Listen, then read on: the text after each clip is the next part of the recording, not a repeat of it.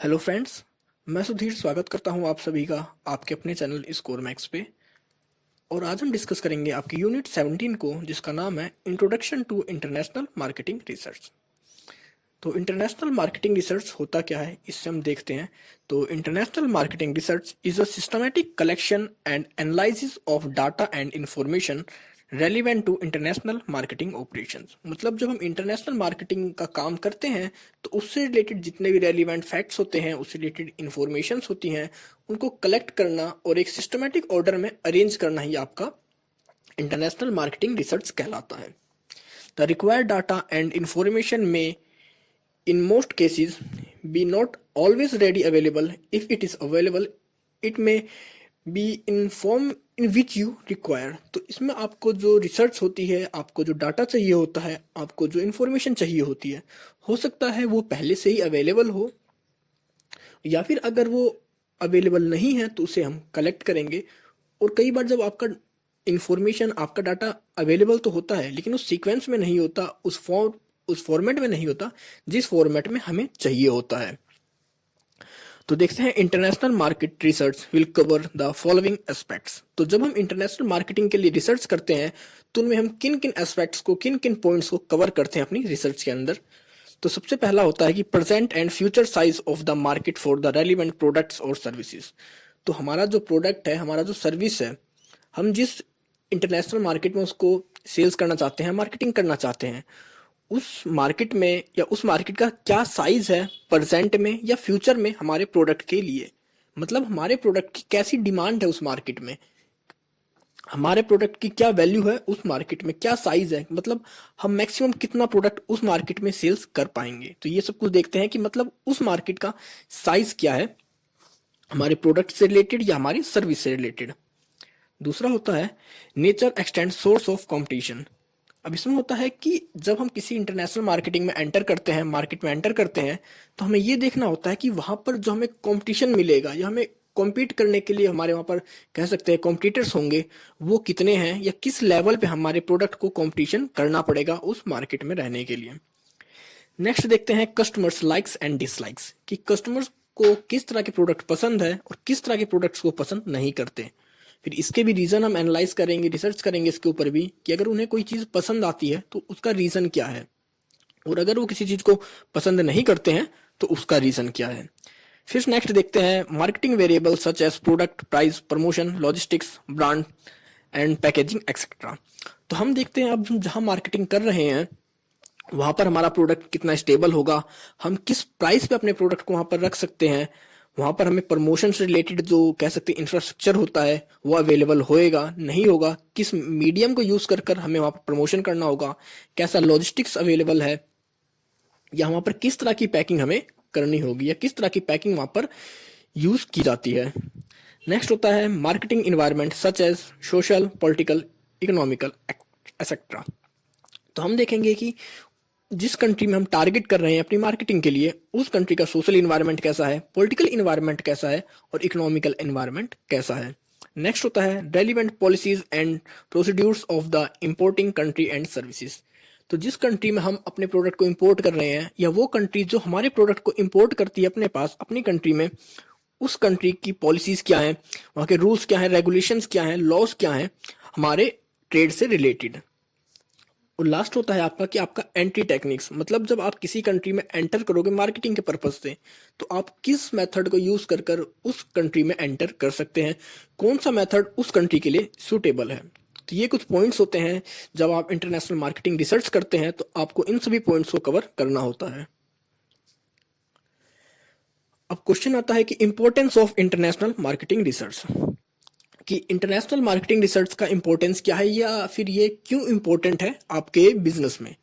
तो अगर आप कोई भी काम करते हैं उससे पहले आप उससे रिलेटेड सारे फैक्ट्स को कलेक्ट कर लें, उससे रिलेटेड इन्फॉर्मेशन अगर आपके पास हो, आपके पास मेथड्स हैं कि आपको किन मेथड्स का यूज़ करना है, आपके पास स्टेप्स अवेलेबल हैं कि आपको पहले ये स्टेप करना है, इसके बाद इस स्टेप पे पहुंचना है, तो आप उस काम को पहले से कह सकते हैं कि एक बहुत ही अच्छे वे में कर पाएंगे, क्योंकि आपके पास पहले से उस चीज़ की स्ट्रेटजी होती है, पॉलिसी होती है, आपको ये पता होता है कि अगर इसमें ये प्रॉब्लम आई, ये इशू आया, तो उसको हम किस तरह रिकवर करेंगे, किस तरह सोल्व करेंगे। लेकिन हम बात करें कि बिना रिसर्च के, बिना किसी इन्फॉर्मेशन के हम डायरेक्ट किसी काम को करने लग जाएं तो उसमें हम सक्सेस नहीं हो सकते, क्योंकि अगर आप किसी मार्केट में एंटर करते हैं और आपको उस मार्केट के बारे में कुछ भी नहीं पता, आप उस मार्केट से टोटली अननोन है, ना आपको वहाँ की डिमांड के बारे में पता, ना वहाँ के कस्टमर्स को बारे में पता, ना वहाँ के लॉस के बारे में पता, आपको उस मार्केट के बारे में कुछ भी नहीं पता है और आप डायरेक्ट उस मार्केट में एंटर कर गए हैं मार्केटिंग के लिए, तो वहाँ पर आपको लॉस होगा। लेकिन जब हम इंटरनेशनल मार्केटिंग रिसर्च करके किसी में एंटर करते हैं तो हमें उस कंट्री के बारे में, वहाँ की डिमांड के बारे में, वहाँ के कस्टमर्स के बारे में, हर चीज़ के बारे में हम कह सकते हैं नॉन होते हैं, तो उसके हिसाब से हम अपनी मार्केटिंग स्ट्रेटजीज को शेप दे सकते हैं उस कंट्री के हिसाब से। और जो आपकी पहले हम ट्रेड क्या करते हैं या हम एंटर क्या करते हैं दूसरी कंट्री में मार्केटिंग क्या करते हैं, तो वो एक एजम्पशन बेस पे क्या करते हैं कि अगर ऐसा हुआ तो हमारी मार्केटिंग ऐसी होगी। लेकिन आज का जो टाइम है, आज का जो एरा है, वो आपके सॉलिड फैक्ट पे चलता है। मतलब इसमें हम एजम्पशंस करके किसी इंटरनेशनल मार्केट में एंटर नहीं करते। हमारे पास यहाँ एक सॉलिड फैक्ट होना चाहिए कि अगर हम कहीं एंटर कर रहे हैं, हम अपने प्रोडक्ट को मैन्युफैक्चर कर रहे हैं, तो हम उसको क्यों कर रहे हैं, क्यों किसी दूसरी कंट्री में हम एंटर कर रहे हैं। अगर हमने एंटर करा है तो वहाँ पर हमारे पास जो सक्सेस रेट है वो सक्सेस रेट क्या है। तो इन सभी पर्सपेक्टिव से, इन सभी पॉइंट्स की वजह से हम समझ सकते हैं कि इंटरनेशनल मार्केटिंग रिसर्च कितनी इंपॉर्टेंट है। नेक्स्ट है complexities in international marketing research. तो जब हम इंटरनेशनल मार्केटिंग रिसर्च करते हैं तो वहाँ पर कौन सी कॉम्प्लेक्सिटीज आती हैं, कह सकते हैं कौन सी प्रॉब्लम्स आती हैं इसको करने के दौरान। तो हम देखते हैं सबसे पहला होता है पॉलिटिकल एंड इकोनॉमिक फैक्टर्स, दूसरा होता है सोशल एंड कल्चरल फैक्टर्स। तो पॉलिटिकल फैक्टर्स में आप लगा सकते हैं कि हो सकता है आपने जिस कंट्री में एंटर करा या वहाँ पर आप रिसर्च कर रहे हैं इंटरनेशनल मार्केटिंग के लिए, तो हर कंट्री की अपनी एक पॉलिसी होती है, रूल्स अलग होते हैं, रेगुलेशंस अलग होते हैं। हो सकता है किसी कंट्री ने प्राइसिंग के लिए कोई एक फिक्स स्ट्रेटजी फिक्स कर रखी हो कि आप उससे मैक्सिमम प्राइस अपना वहाँ पर नहीं रख सकते प्रोडक्ट का। तो हर किसी की, और इकोनॉमिक फैक्टर्स भी हो सकते हैं कि आपने जो सर्वे किया या आपने जो वहाँ पर रिसर्च करी वो किसी एक सोसाइटी को लेकर आपने कर ली हो, लेकिन उनका जो ओवरऑल इकोनॉमिक फैक्टर्स थे वो अलग हो एक दूसरे से। तो इकोनॉमिक फैक्टर्स में वहाँ की जीडीपी आ जाती है, वहाँ की इनकम आ जाती है, या वो कितना स्पेंड करते हैं अपनी, कह सकते हैं सेलिंग के ऊपर, अपने लाइफस्टाइल के ऊपर। और इसी तरह आपका सोशल एंड कल्चरल फैक्टर्स, तो उनकी क्या मिथ्स हैं, क्या एथिक्स हैं, क्या उनके मैनर्स हैं, क्या उनकी मान्यताएं हैं, इन सब चीज़ों का इफेक्ट पड़ता है आपकी रिसर्च के ऊपर। क्योंकि जब हम किसी दूसरी कंट्री में जाते हैं, हमें इन चीज़ों के बारे में अवेयर नहीं होते, इनकी इन्फॉर्मेशन नहीं होती, इनसे रिलेटेड इन्फॉर्मेशन हमारे पास या डाटा नहीं होता।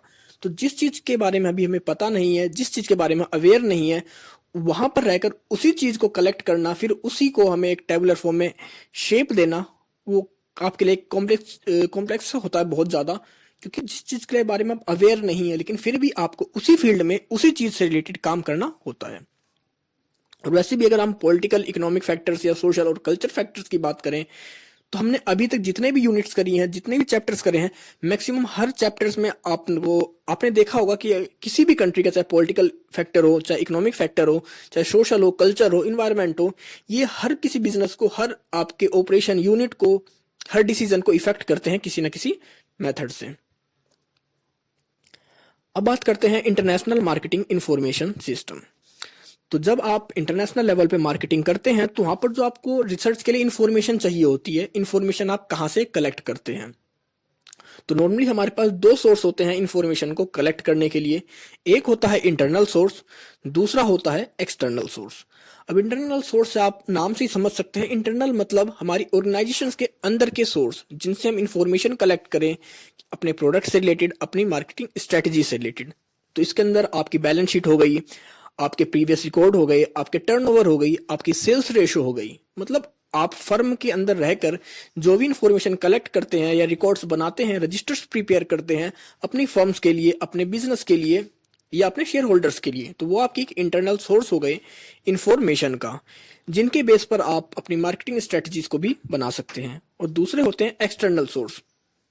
अब एक्सटर्नल सोर्स मतलब वो सोर्स जहां से हम इंफॉर्मेशन लेते हैं, लेकिन वो हमारे बिजनेस का पार्ट नहीं होते, हमारे बिजनेस से बाहर रहकर हम उनसे इंफॉर्मेशन कलेक्ट करते हैं related to other countries customers, वहाँ की नीड क्या है, वहाँ के कस्टमर्स कैसे हैं, उनके टेस्ट क्या है, या वहाँ की कंडीशन क्या है, इन सब के बारे में। तो इसमें आता है आपका सबसे पहला बैंक एंड फाइनेंशियल इंस्टीट्यूशंस। तो बैंक और जो फाइनेंशियल इंस्टीट्यूशन होते हैं या आपके वर्ल्ड वाइड हैं, तो आपको जिस भी कंट्री में टारगेट करना है, मार्केटिंग करनी है इंटरनेशनल लेवल पे, तो उस कंट्री के कस्टमर्स के बारे में, उनकी कह सकते हैं बिलीफ्स के बारे में, या उनका जो एक्सपेंस लेवल होता है, उनकी सेविंग के बारे में, इनकम के बारे में आप बैंक्स और फाइनेंशियल इंस्टीट्यूशन से इंफॉर्मेशन ले सकते हैं, क्योंकि इनके पास मैक्सिमम कस्टमर्स की जो फाइनेंशियल कंडीशंस होती है या फाइनेंशियल जो पॉलिसीज होती है, फाइनेंशियल जो भी उनकी इकोनॉमिक कंडीशंस होती हैं, फैक्टर्स होते हैं, उन सभी का इनके पास डाटा अवेलेबल होता है। नेक्स्ट होता है chamber of commerce and trade associations. तो चैम्बर ऑफ कॉमर्स मतलब इनके पास सारा डाटा अवेलेबल होता है कि किस कंट्री के अंदर, क्योंकि हर कंट्री का एक चैम्बर ऑफ कॉमर्स होता है जिसके अंदर से वो ट्रेड को रेगुलेट करते हैं, कॉमर्स को रेगुलेट करते हैं। तो उन्हें पता होता है उनकी कंट्री में किस प्रोडक्ट की कितनी डिमांड है, किस प्रोडक्ट के लिए कस्टमर मैक्सिमम कितना पे कर रहे हैं। नेक्स्ट होता है government agencies in the export and imports country. मतलब जो गवर्नमेंट एजेंसीज होती हैं, चाहे आपके एक्सपोर्टर की कंट्री हो, चाहे वो इंपोर्टर की कंट्री हो, क्योंकि दोनों कंट्री की जो गवर्नमेंट एजेंसीज होती हैं उनके पास भी डाटा इंफॉर्मेशन अवेलेबल होता है रिलेटेड टू हमारे ट्रेड से, क्योंकि उन्हें पता होता है अगर कोई भी प्रोडक्ट उनकी कंट्री में इंपोर्ट हो रहा है या उनकी कंट्री से एक्सपोर्ट हो रहा है, तो उन्हें पता होता है कि क्या प्रोडक्ट उनकी कंट्री में आ रहा है, क्या प्रोडक्ट जा रहा है। तो वहां से भी हम इंफॉर्मेशन कलेक्ट कर सकते हैं। नेक्स्ट होता है एम्बेसीज एंड हाई कमीशन। तो एम्बेसीज और हाई कमीशन से भी आप दूसरी कंट्री की या वहाँ के कस्टमर्स की, वहाँ के सिटीजन्स की आप इंफॉर्मेशन ले सकते हैं रिलेटेड टू ट्रेड। नेक्स्ट होता है कमर्शियल इंटेलिजेंस सर्विसेज। तो आज के टाइम पे आपकी सर्विस प्रोवाइडर्स भी हैं जो आपको कमर्शियल आपकी सर्विसेज प्रोवाइड करते हैं, इंफॉर्मेशन प्रोवाइड करते हैं, आप उनसे भी ले सकते हैं। नेक्स्ट होता है international organisation such as WTO, UN organisations etcetera. तो अब आज के टाइम पे बहुत सारे ऐसे इंटरनेशनल ऑर्गेनाइजेशंस हैं जो आपको ट्रेड को करने में हेल्प करते हैं, ट्रेड को रेगुलेट करते हैं, इनके लिए फैसिलिटीज प्रोवाइड करते हैं। तो वहां से भी आप जो इंफॉर्मेशन कलेक्ट कर सकते हैं, डाटा आपको जो डाटा चाहिए आपको, वो यहाँ से आप ले सकते हैं। तो ये थे आपके इंटरनेशनल मार्केटिंग इंफॉर्मेशन सिस्टम के दोनों सोर्सेज जहां से हम इंफॉर्मेशन को कलेक्ट करते हैं। अब बात करते हैं इंटरनेशनल मार्केटिंग रिसर्च प्रोसेस। तो जब हम रिसर्च करते हैं तो किस प्रोसेस को यूज करते हैं, किन स्टेप्स को फॉलो करके हम उस रिसर्च को कंप्लीट करते हैं। तो सबसे पहला आता है आपका डेफिनेशन ऑफ ऑब्जेक्टिव्स। मतलब जब आप कहीं ट्रेड कर रहे हैं या आपको मार्केटिंग करनी है तो आपका ऑब्जेक्टिव क्या है। सबसे पहले आपको पता होना चाहिए कि आप किस ऑब्जेक्टिव को फुलफिल करने के लिए उस कंट्री में मार्केटिंग करेंगे, या आप क्यों रिसर्च कर रहे हैं। हो सकता है आप इसलिए रिसर्च कर रहे हैं कि आप जानना चाहते हैं कि आपके प्रोडक्ट को यूज करने वाले कितने कस्टमर है उस कंट्री में, या फिर आप ये जानना चाहते हैं कि वहां पर जितने भी प्रोडक्ट अवेलेबल हैं क्या कस्टमर उनसे सेटिस्फाई है या नहीं है। तो सबसे पहले आपको अपनी रिसर्च का एक ऑब्जेक्टिव आपको डिफाइन करना होता है कि आपका मेन मोटिव क्या है उस रिसर्च से रिलेटेड। फिर दूसरा होता है डिटरमाइनिंग इंफॉर्मेशन रिक्वायरमेंट। तो अब इसके बाद हम देखेंगे कि हमें किस तरह की इंफॉर्मेशन चाहिए। मतलब हमें कस्टमर्स के यूसेज को पता करना है, कस्टमर उस प्रोडक्ट को कितने दिन में यूज करते हैं वो देखना है, कस्टमर्स को उसका टेस्ट कैसा पसंद है, कस्टमर की प्रेफरेंस क्या है उस प्रोडक्ट के लिए। मतलब हमें ये देखना होगा इसके अंदर कि जो हम रिसर्च कर रहे हैं उसके लिए हमें जो भी डाटा चाहिए वो किस तरह का डाटा चाहिए। मतलब ये तो हमने देख लिया कि हमें अब रिसर्च करनी है, लेकिन हम किस तरह के डाटा को कलेक्ट करें कस्टमर्स से। दूसरा होता है, अब तीसरा होता है सिलेक्शन ऑफ मैथोलॉजी, कि आप किस मेथड का यूज करेंगे उस डाटा को कलेक्ट करने में। क्योंकि जब तक आपके पास कलेक्ट करने का आपके पास मेथड आपके पास नहीं होगा, आप कोई स्ट्रेटजी फिक्स नहीं करते कि आप किस मेथड का यूज करके उस डाटा को कलेक्ट करेंगे कस्टमर से, तब तक आप सक्सेस नहीं हो सकते। तो इसमें होता है कि मैथोलॉजी में आप सैंपल यूज कर सकते हैं, आप कोई कह सकते हैं इंटरनेट का यूज कर सकते हैं, आप या पब्लिश जो सोर्सेज पहले से पब्लिश हो रखे हैं उनसे आप इंफॉर्मेशन को कलेक्ट कर सकते हैं। मेथड मतलब इसमें वो तरीके होते हैं कि किस तरीके से आप उस इंफॉर्मेशन को कलेक्ट करेंगे, मतलब कहाँ से कलेक्ट करेंगे। हो सकता है आपने कोई प्रीवियस मैगजीन्स पढ़ी हो, आप इंटरनेट से कलेक्ट कर रहे हो उसे, आप हार्ड डिस्क से कलेक्ट कर रहे हो, या माइक्रोफिल्म्स अवेलेबल होती हैं, या फिर आप खुद ही उस डाटा को कलेक्ट कर रहे हो। तो इसमें होता है कि सिलेक्शन ऑफ मैथोलॉजी। नेक्स्ट होता है collection of data and information. अब होता है कि अब आपके पास डाटा को कलेक्ट करना, मतलब अब आपको डाटा क्रिएट करना है, कस्टमर से लेना है और उसको एक स्टेबलाइज करना है। मतलब इसके अंदर आपके पास डाटा अवेलेबल नहीं होता, क्योंकि जब आपने एक बार चूज कर लिया कि आपको किस मेथड का यूज करना है, जैसे आपने मेथड यूज कर लिया कि आपको मैगजीन से या इंटरनेट से डाटा को कलेक्ट करना है, तो उसके बाद अब इंटरनेट का यूज करेंगे, वहां से आपको जो डाटा चाहिए उस मेथड का यूज करके आप वहां से उस डाटा को कलेक्ट करेंगे, उस इंफॉर्मेशन को कलेक्ट करेंगे। उसके बाद आता है आपका tabulation, analysis and interpretation of data. तो इसके अंदर आपने जो डाटा कलेक्ट करा है नेट से, चाहे आपकी मैगजीन से, चाहे आपके इंटरनेट से, तो उस डाटा को अब आप एक अरेंज करेंगे, एडिट करेंगे, टेबल फॉर्म में फॉर्मेट करेंगे उसको, कि आपको जिस तरह वो डाटा चाहिए आप उसको उसी तरह अरेंज करें। क्योंकि जब आप कोई डाटा नेट पे देखते हैं, गूगल पे देखते हैं, तो वो कह सकते हैं कि उस फॉर्मेट में नहीं होता जैसा हमें चाहिए होता है। तो हम उस डाटा को उस तरह टेबुलेशन फॉर्म में या उसको एनालाइज फॉर्म में कन्वर्ट करते हैं जैसा हमें चाहिए होता है। अब इसके बाद आता है आपका रिपोर्ट प्रिपरेशन। ये आपकी एक फाइनल स्टेज होती है किसी भी रिसर्च की, क्योंकि हमने जो रिसर्च करी है, हमने उसका टेबुलेशन भी कर लिया, एनालाइज भी कर लिया। अब उस चीज को किस तरह प्रेजेंट करना है सामने वाले के सामने, मतलब अपने कस्टमर्स के सामने या अपनी ऑर्गेनाइजेशन में किस तरह उस चीज को प्रेजेंट करना है, उस पूरी रिसर्च को, उस पूरी रिपोर्ट को। तो ये होते हैं आपके 6 स्टेप्स, जो भी किसी आपकी मार्केटिंग रिसर्च के पार्ट है या मार्केटिंग रिसर्च प्रोसेस के स्टेप्स बाय स्टेप्स आपके देख सकते हैं। तो सबसे पहला होता है आपको अपना ऑब्जेक्टिव डिफाइन करना होता है कि आप किस ऑब्जेक्टिव के बेस पर या किस ऑब्जेक्टिव को फुलफिल करने के लिए ये रिसर्च कर रहे हैं। दूसरा होता है कि इंफॉर्मेशन, कि मतलब आपको किस तरह की इंफॉर्मेशन चाहिए अपने रिसर्च के लिए। आपको ये सिलेक्ट करना होगा कि आपको कस्टमर्स के वेस्टेज के बारे में पता करना है, या कस्टमर्स के टेस्ट के बारे में पता करना है, या कस्टमर की प्रेफरेंस के बारे में पता करना है, उनकी इनकम के बारे में पता करना है, ये सब कुछ। नेक्स्ट होता है कि आप किस मेथड का यूज करके डाटा को कलेक्ट करेंगे। आप बुक्स का यूज कर रहे हैं, नॉवेल्स का यूज कर रहे हैं, मैगजीन्स का यूज कर रहे हैं, इंटरनेट का यूज कर रहे हैं। उसके बाद फिर होता है collection of data and information. जब आपने मेथड चूज कर लिया, उसके बाद उस मेथड का यूज कर कर आप डाटा को कलेक्ट करते हैं जो कि आपको चाहिए होता है। उसके नेक्स्ट स्टेप में आप टेबुलेशन, मतलब उस डाटा को एडिट करते हैं, टेबल फॉर्म में करते हैं, एनालाइज करते हैं और उस डाटा को इंटरप्रेट करते हैं। और लास्ट स्टेप होता है आप उस सारे डाटा को उस फॉर्म में कन्वर्ट करते हैं जिस फॉर्म में आप उस चीज को प्रेजेंट करते हैं। तो ये होता है आपकी रिसर्च प्रोसेस। तो फ्रेंड्स, आपका चैप्टर खत्म होता है। आई होप आपको सब कुछ समझ में आ गया होगा। अगर आपको कोई इशू है, कोई डाउट है, तो आप कमेंट सेक्शन में कमेंट कर कर हमसे पूछ सकते हैं। तो मिलते हैं जल्दी एक नई वीडियो के साथ, नए चैप्टर के साथ। तब तक के लिए take care, good bye friends.